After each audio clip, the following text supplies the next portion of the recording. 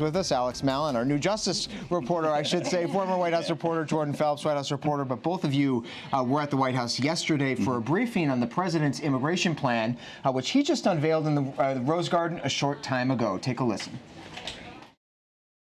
Priority will also be given to higher wage workers, ensuring we never undercut American labor.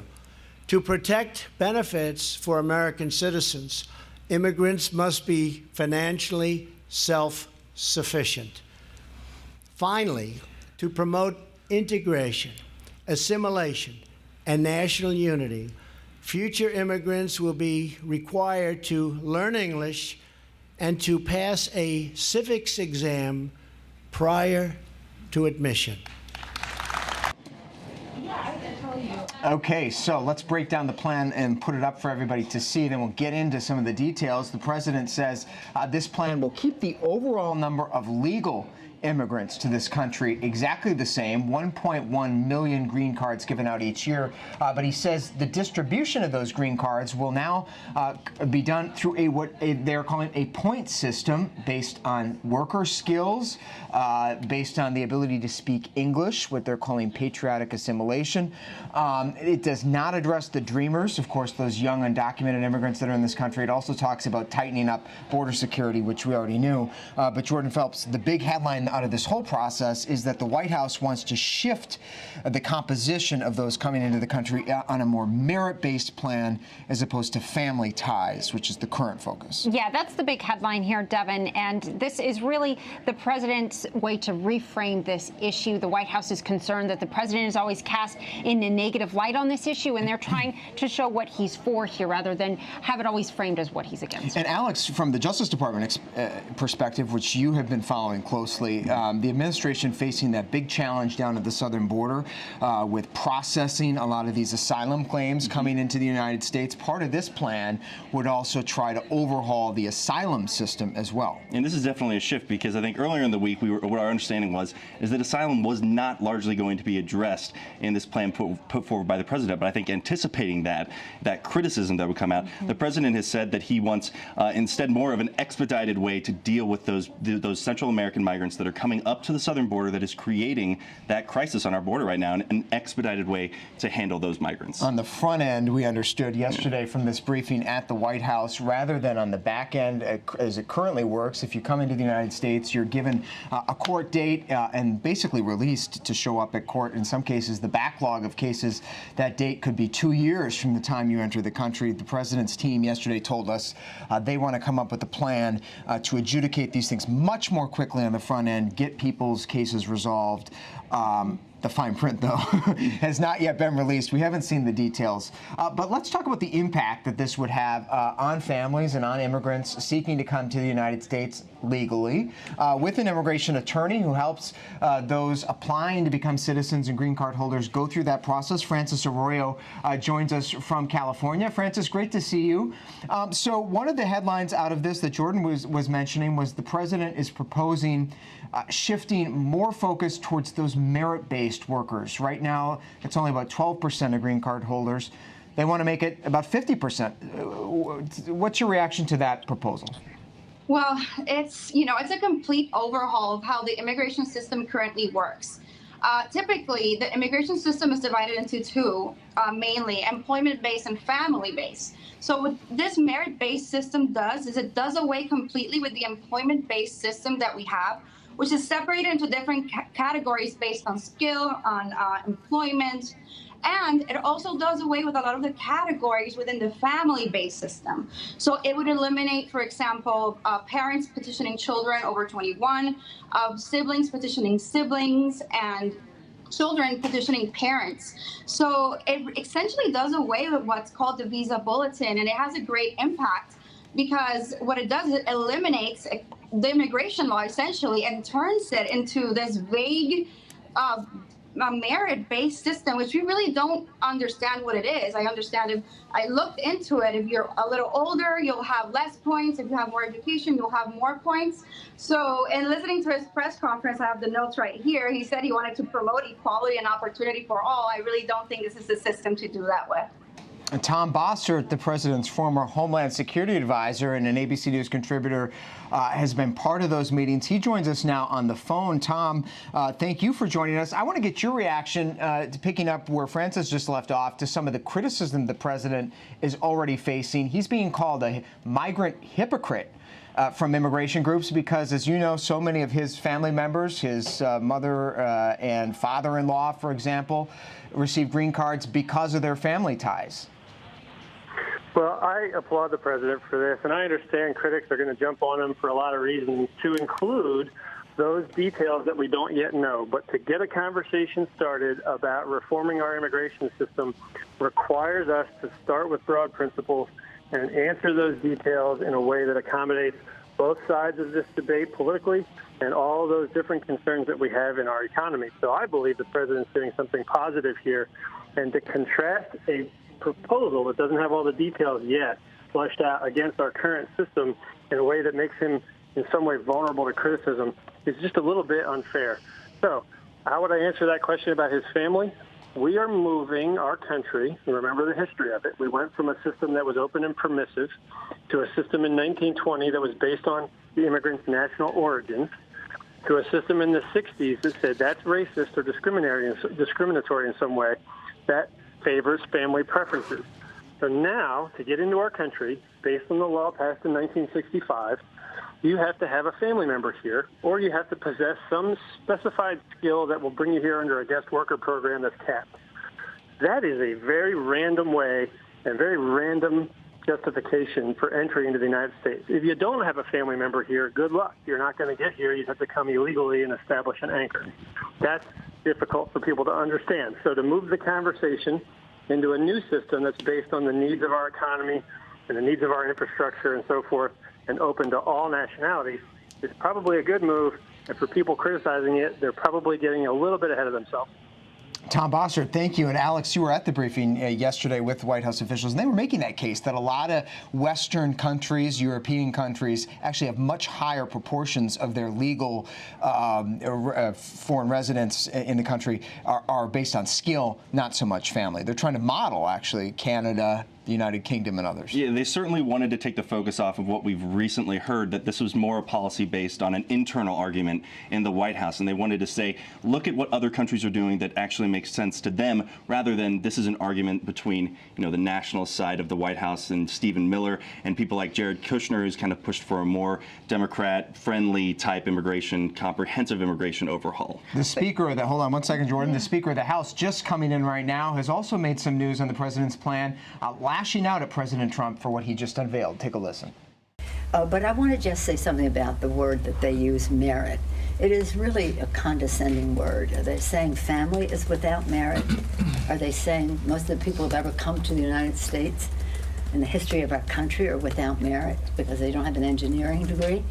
Certainly, we want to attract the best in our country, to our country, and that includes many people from many parts of society. We have to do it in a way that secures our border, has a path to citizenship, respects the value of family to us, that has certain principles that we would agree to. Yeah, Nancy Pelosi there, it kind of shows you that whatever the policy debate we might be having, this politically isn't going to go anywhere on Capitol Hill. A lot of members of Congress already essentially calling this dead on arrival. The White House even making clear that they're really just trying to unite Republicans here. There is no serious legislative proposal around this broad set of principles right now. So we're probably not going to see anything pass before Yeah, the president's ally, Lindsey Graham of South Carolina, even came out and said just a few hours ago that this is not intended to become law, but certainly a starting point for conversation. Alex Mallon, thank you so much. Our Justice Department reporter, Jordan's going to stick around. As we turn now to the news on abortion this week, just after the Georgia legislature passed a heartbeat bill a week ago, overnight, Alabama signing that most restrictive abortion ban into effect, and now the Missouri Senate also moving forward with a ban on abortions after 8 weeks.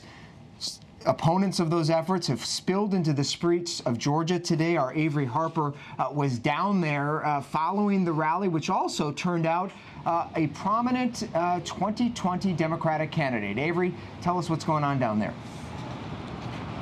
Hi, Devin. Well, Kirsten Gillibrand, Senator Kirsten Gillibrand was here earlier today for that pro-choice rally here at the Georgia State Capitol. It was an event that was in two parts. It was a roundtable talk with women who had received abortions, activists, healthcare providers, elected officials, and that was standing room only. About 75 people plus the national and local press were all crammed into this room talking about the slew of restrictive abortion legislation that has been passed across the country. Senator Gillibrand definitely had some choice words about that. She said she is welcoming the fight to fight for women's reproductive rights in this country. Take a listen to what she had to say. I will make it clear, beyond a shadow of a doubt, that women in this country have a guaranteed right to an abortion. Second, I will end the Hyde Amendment, which disproportionately blocks women of color and women with low incomes from getting access to abortion services. And third, in the most sweeping step that I'm going to take as president, I will guarantee access to reproductive health care, including abortion, no matter what state you live in. And I can tell you one thing. If this is the fight that President Trump wants, if this is a fight that he wants with the American people, if this is a fight he wants with America's women, it is a fight he will have, and it is a fight he will lose. Now, this is definitely a topic that we are going to continue to hear about. It is important to know, and this is according to the New York Times, that women drove the Democratic gains in the midterm elections, and they are expected to be the majority of voters in the 2020 primaries. Devin? It's certainly going to be a hot topic. Avery Harper, one of our newest campaign reporters, thank you for that reporting, Avery. Let's bring in now a different voice from Georgia, who's been a guest here in the briefing room before. Joshua Edmonds is the executive director of the Georgia Life Alliance, one of the sponsors of the bill that drew those protests today. Joshua, it's great to see you. What do you make of this national attention that your state has been getting over these past couple of weeks, and now drawn into this 2020 debate? You know, it's so great to see that the conversation about the sanctity of life is being brought to the national spotlight. You know, people have been asking me what's the big win on these types of legislation in states around the country right now. And in my mind, especially here in Georgia, it's that we're finally having this conversation again. The last time we had policy that protected life in the womb in Georgia was 2012, and that limited abortion to 20 weeks. And so the current law in Georgia allows for a 5-month-old baby in the womb with a beating heart moving around in the mother's womb to be aborted in our state. And that simply doesn't reflect the majority of our citizens' values and beliefs on that. And it certainly doesn't agree with science. So now we're having this conversation not here just here in Georgia, but at a national scale, which is just fantastic to see states like Missouri and Alabama following suit with what Georgia did here last week. I want to ask you about the Alabama law. It is notably different from the heartbeat bill that you helped pass in Georgia, Joshua, and it is drawing some criticism from a surprising corner. Christian televangelist Pat Robertson, who I'm sure you know, who opposes abortion strongly, said overnight that Alabama went too far with this bill. He said it's too extreme, particularly because it doesn't have exceptions for cases of rape and incest. What do you make of that most restrictive abortion state law in the country? Sure. So, you know, Georgia's original version of the Life Act didn't include those exceptions either. In fact, there's an exception in our law that's been here since 2012 that allows for abortion for a child that won't survive outside the womb, which was included in Alabama's law. And our law originally removed that exception from the law as well. And the reason for that is because we believe that if a child in the womb is a person, then there's no reason that we can find to justify ending that child's life, whether it's 6 weeks or at 20.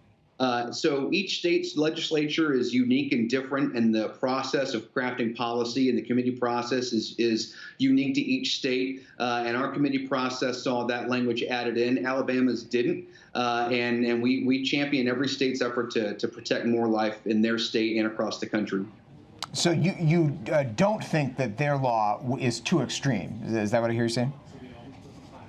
No, if you look at what the premise of their law is the child in the womb should be protected without exceptions because that child is a person, which is the premise of Georgia's law as well. And so any effort to protect life in the womb in Alabama, Missouri, Georgia, Kentucky, or Ohio or elsewhere, we would support wholeheartedly. All right, Joshua Edmonds, Executive Director of the Georgia Life Alliance. Thanks so much for coming on, Joshua, and sharing your view. Appreciate it. Let's get into the politics and legal angle of this abortion fight right now. Let's bring in Melissa Murray. She's the NYU professor, also focuses on some of these reproductive legal battles that are on the way. Melissa, great to see you. So many of these laws are bound for the Supreme Court. They've explicitly said as much. Do you think there's any chance there that the Supreme Court could find new nuance in the language? We keep hearing from supporters of these bills that they've written them in such a way they think the Supreme Court will find something new to look at there. Well, at the Supreme Court, all it takes is 4 votes to hear a case, and it really just depends on where those 4 votes will come from. There are 3 reliable conservatives, Justice Alito, Justice Gorsuch, and Justice Thomas, who will certainly vote to take a case like this. And the real wild cards are Chief Justice Roberts and newly appointed Justice Brett Kavanaugh. Chief Justice Roberts and Justice Kavanaugh both voted with the liberals last fall to not take a case because of its implications for Planned Parenthood. It wasn't an abortion case, it was a medical funding case. But again, the conservatives on the court pilloried them for saying that they wouldn't take a case despite an obvious circuit split because of the implications for an organization that is known for funding abortion. So that suggested that maybe there is some concern with Justice Roberts and with Justice Kavanaugh for appearing too eager to take up the question of Roe versus Wade right now. That said, there are lots of laws that are making their way through the court system right now. This is only going to be one legal challenge. There are currently at least 8 that are pending, and that will certainly percolate up to the court. Whether one of those will be the ones that finally calls this question is anybody's guess, but it does look like they're calling the question, and more, this is becoming more and more of an issue that the court will be forced to hear at some point. Yeah, in fact, 2 of those cases are on the conference list for tomorrow when the justices will meet in a room at the Supreme Court. They're going to be looking at deciding whether or not to take up the Louisiana abortion cases. But Jordan, it's interesting. I think the earliest, if they did decide to take up one of these cases, the earliest they could hear it would be October. So we'd be getting into a campaign season. But the president and Republicans, you've been doing some reporting on this, they're happy just to have this whole conversation, as we heard from Joshua Edmonds, in the bloodstream right now. They think this is an energizer for conservatives. Absolutely. Whether or not this goes to the Supreme Court, the Republicans want this central to 2020. We know that this president ran as a strong pro-life candidate in 2016. He runs in such a way that he likes to energize his base. He doesn't focus on uniting the middle so much as he does as uniting his core supporters. And we know that this is an issue that excites evangelicals. We heard him during the 2016 campaign use really graphic language in talking about partial birth abortion. And his strongest supporters point to that as a moment that actually was helpful to him in galvanizing his base. And they want to do that again in 2020. And Melissa, just to come back to this idea of the Supreme Court looking at some of these cases, in addition to Roe versus Wade, there's a case called Planned Parenthood versus Casey from '92, which set out that undue burden test for so many of these laws. In other words, the court said that states can't impose an undue burden on women. I think a lot of people watching this debate right now in these past few weeks are wondering, don't all these state laws impose an undue burden? Could they really find that it does not? What do you think the likelihood is that they could see that wouldn't apply here? Well, it's not just Casey that's the issue here. There's a 2016 case that the court recently heard called Whole Women's Health versus Hellerstedt that actually gave some teeth to the Casey standard and said that if states are going to pass these laws, they actually have to show that the reasons for doing it match up with their actual purposes and effects and how this affects the lives of women seeking abortion care. So it's a very toothy standard, and the court held them to it in Whole Women's Health versus Hellerstedt. The Louisiana case that you referenced concerns a law that was very similar to the one struck down in Whole Women's Health, an admitting privileges law, and the court in Whole Women's Health said that the law, which aimed to protect maternal health, wasn't reasonably related to what was going on. Like, it had no discernible effect on maternal health and instead was intended simply to prevent women from seeking abortion care. So again, we have another standard, a more recent precedent as early as 2016, and that's really where we should be looking, not necessarily Casey, but the teeth that Whole Women's Health gave to Casey. Great perspective. Melissa Murray, thanks. Great to have you as always. Jordan Phelps, thank you for your reporting from the White House. Appreciate it. A little earlier today, we caught up with one of the Democratic 2020 challengers looking to unseat President Trump, a pro-life challenger, that is. We caught up with Jay Inslee, the governor of Washington State. He was here in Washington, D.C. today to promote his new climate plan. We have a look at what that plan is. He's calling it the Evergreen Economy Plan. It is bold. He's running on a platform of climate change, confronting climate change, $9 trillion for jobs. He would also invest in a good number of jobs programs, green industries. Jay Inslee told me that cost, $9 trillion, is totally worth it. It's actually a small investment in the face of how much we will pay in the course of inaction. If we do not stop climate change, it's going to eat us alive in the multiples of trillions of dollars. It's doing that today. It's burning down our towns. It's ruining our crops. Look, this is the inexpensive way to deal with this, which is to stop it. So how do you get it off the ground? You've talked a lot about the Green New Deal as being an aspirational document, something you're fond of, but do you see your plan, the Evergreen Economy Plan, as being more actionable? Actually something that you could enact if you became president? Yeah, very much so. And it's very complimentary to the people who put out the Green New Deal. And that was very helpful because it set good aspirations. I see this as a compliment to it. It kind of puts meat on the bone. I guess if I thought of an example, I would think, Kennedy said we're going to the moon. Green New Deal said we're going to build a new economy. I've designed the rocket ship. I've put policy in place. Yeah, nobody's accusing you of a middle-of-the-road plan here. Well, not just that it's not middle of the road. It is detailed. It is robust. It is comprehensive. It touches every place we have to build our economy, and it is the most detailed of any of the plans by a country mile, because we need policy. Look, we can't just do this on a bumper sticker. We need a plan to rebuild the economy of America. This is a plan to do that, and I think you'll find people, as they are looking at it, who are energy gurus, they'll say ours is the tops. You've really staked your campaign on this issue. You think this is going to be a hot one in the Democratic primary. Also been started to be critical of some of your rivals, Joe Biden, who has a reported plan coming out. What do you make of Joe Biden on the climate?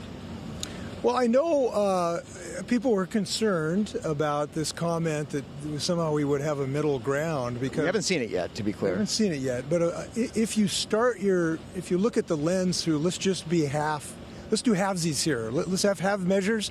It doesn't cut the mustard. We didn't win half of World War II, so if you start with that kind of approach, I don't think that that's satisfactory. Now, I will look forward to Joe Biden putting out a plan. I hope he will match what I'm saying. I think that would be delightful if he followed my lead. I wrote a book about this 12 years ago, so this is something I've been working on for a long, long time. Well, he says he's been working on it a long time, too. He says nobody's been more consistent about taking on the environment and a green revolution than I have. Do you disagree with that? We'll see. We'll see what he puts out as a plan, but I am the only candidate to date that has said what is true. And what is true is we have to get off coal in the next 10 years. What is true is we have to get off fossil fuels in our electrical grid. Now, I haven't heard him say that yet.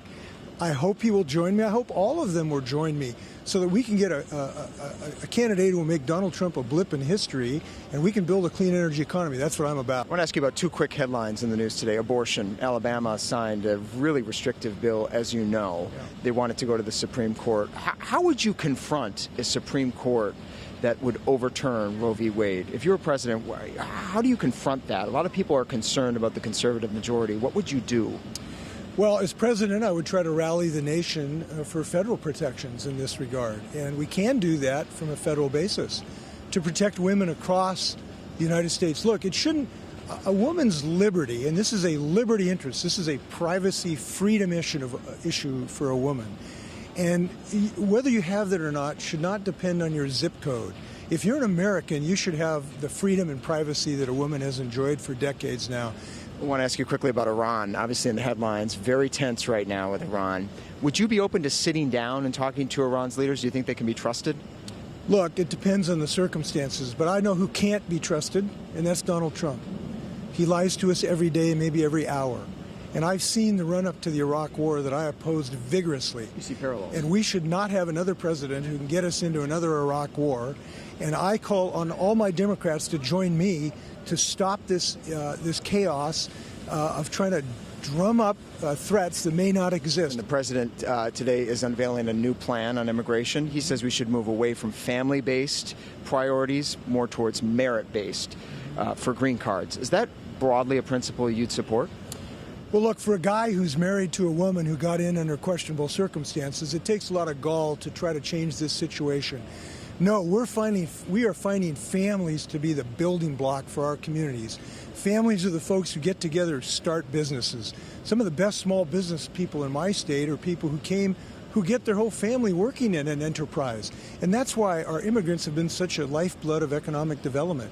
It is sad that in a country, in a state like mine, where we understand the power of diversity, where we want my dreamers to get an education. I'm proud that I was the first governor to get dreamers an education. I was the first governor to stand up the Muslim ban. And now we ought to hold Donald Trump's feet to the fire to honor the spirit of America, which is understanding the power of diversity and new blood in our country. Bill de Blasio getting in today? Welcome all parties. All right, Jay Inslee's ready for a fight. He hasn't quite made it to the debate stage yet, but our Inslee reporter, Johnny Verhoevic, is here with us. And we are also joined now by our new de Blasio reporter. Justin Gomez is in New York City, been following his big announcement today. Let's start with you, Justin. Bill de Blasio getting in, creating some waves there. He's really running on his record there in New York City. Yeah, this morning he released his official campaign video announcing that he's going to run for president in 2020. He's citing his pre-K for all, guaranteed health care, and other initiatives that he's passed here in the city as his main reason for wanting to join this race to take that to the national platform. And, of course, on GMA this morning for his first post-announcement interview. And he caught up with you, Justin, on the sidelines of our set there in Times Square, coming out swinging against Donald Trump. Let's take a listen. And what frustrates me is Donald Trump said he was running on behalf of working people. He's been governing on behalf of the 1%. I call him Con Don because he's conned people. I mean, he's a New York con man. We know the type, unfortunately. Yes, We've seen plenty. And we also know how to take him on. I know his game plan. I know all his tricks. I know how to challenge this guy. He's a classic bully. The way to deal with a bully is to confront him, and I intend to do that. All right, so also claiming to be the one who can go toe-to-toe with President Trump. Johnny, you have been following the field from the beginning there. It was neat to see Justin sitting down with him. But what sets de Blasio apart is he is, like Joe Biden, making this about him versus Trump, not so much about any of the other Democrats. Well, he's trying to figure out a way to stand out now that we have 23 candidates. If 3 more spaces then are on the debate stage for the first Democratic debates in June. And I mean, de Blasio comes into this as a well-known name, but not necessarily someone who Democrats were necessarily clamoring for to get into the race. So I think he's really going to try and set up that very stark contrast. Being a New Yorker, a fellow New Yorker, I feel like that's kind of going to be what his And which wing of this field would you put de Blasio in for somebody who's not that familiar with him? I mean, is he in sort of the Bernie end of things? Yeah. Is he more the Biden end of things? It's funny that you mentioned Bernie. There was one of our colleagues flagged yesterday that Bernie Sanders was actually the one who swore in Bill de Blasio for a second term as mayor of New York City. He's for Medicare for all. He pushes that kind of stuff. So he's definitely more on the left end of the spectrum, not running as a centrist at all. And Justin, you asked Bill de Blasio, now number 23 in this race, what took so long? What did he tell you? What was the tipping point on why he got into this race right now? Yeah, I asked him what was the decision-making factor to run into this, and he said it was many factors, but he said it was President Trump's tax plan when he overhauled the tax system was really what set him over the edge. He saw it as a handout to the 1% and not to the working people, as he's using working people first, his campaign slogan. So he thought, this is what I need to do. This is my next step. He originally said he was supposed to run all his 4 years as mayor here in New York City, apparently changing game plans here. Now he's going for the presidency.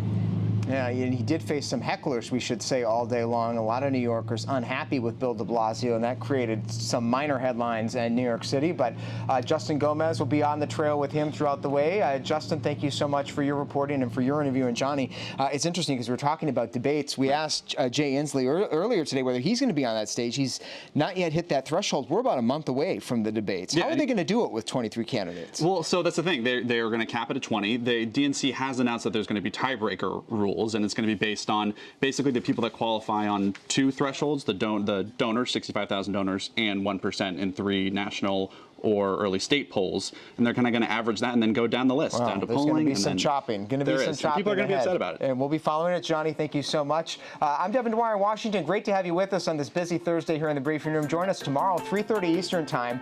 Hope to see you then.